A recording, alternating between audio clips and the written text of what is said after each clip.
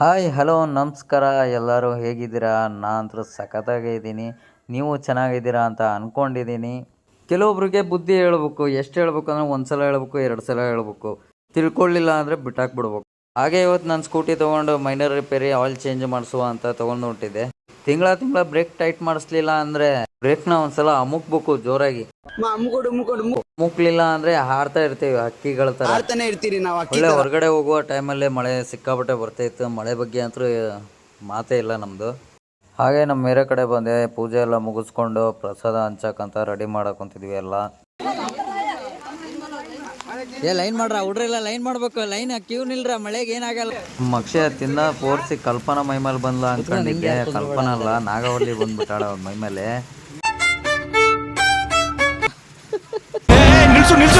ನಿನ್ನ ಗಂಗಾ ನಾಗವಲ್ಲಿ ಆಗಿರೋದನ್ನು ಯಾರು ತೆಗ್ದಿದ್ಯಾರ ನೀರ್ ಬೋಟ್ಲೆ?